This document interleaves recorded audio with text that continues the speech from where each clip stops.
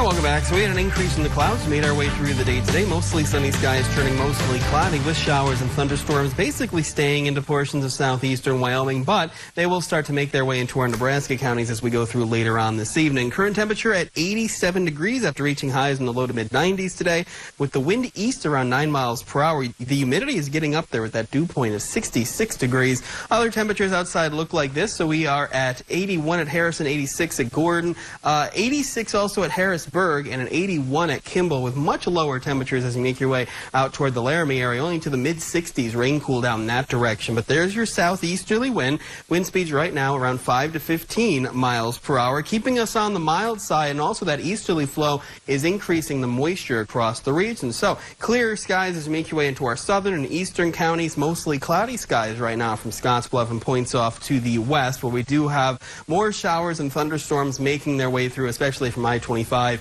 and west of that. So that activity will move off to the east as we go through the evening with some strong to even possibly severe storms. We are in a marginal risk of severe weather. So high pressure off to our south in charge of our forecast, still in that nice warm sector, but this cold front actually is going to make its way through as we go through later on to the week. We're going to remain active. The lows are going to get closer to us, and we'll have that daily chance of some showers and thunderstorms through the week. And cooler air will also start to filter in.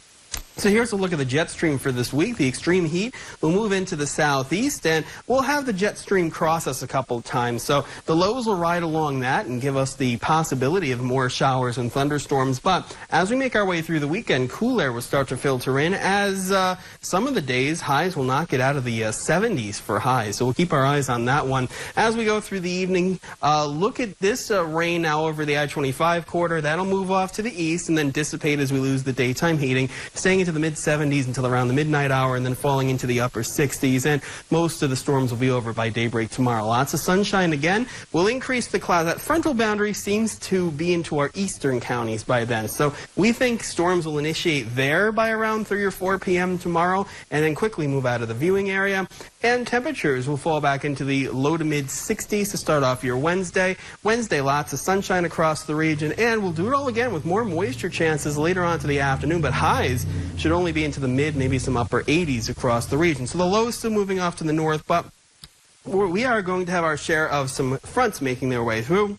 And high pressure up to our north is going to be in charge of our forecast as we go through the day on Wednesday. And then more moisture chances with more of these lows that are going to be over us. So you'll see that we almost have a daily chance of some showers and thunderstorms. We'll put that on our weather map here. The heat will remain further off to the south and will work its way off to the east. We're not going to be near those 100-degree days anymore, but falling into the 80s and then eventually into the 70s over the weekend as we tap not anymore into the moisture from a southeasterly flow from the Gulf of Mexico, but more of this monsoon flow. So the higher elevations of the Rockies and possibly getting into our viewing area, that's how we'll get the moisture, but temperatures will also be on their way down. So we'll keep 7 chances of moisture as we go through the next week. 50% tomorrow, 40 on Wednesday. Otherwise, partly mostly cloudy skies, temperatures into the upper 80s on Thursday, 40% chance, and a 30 on Friday. Still partly to mostly cloudy. Best chance of having some sunshine early in the days. And then over the weekend, there's your mid to upper 70s, partly to mostly cloudy, and we'll keep that 40 to 50% chance of some showers and storms. Angel? Thanks, Justin. The heat is also affecting drivers frustrated over the dramatic increase in gas prices. We explain what's driving up cost. Have you noticed prices at the pump climbing? It's not a mirage, but as the country sizzles under sweltering heat, so do our wallets.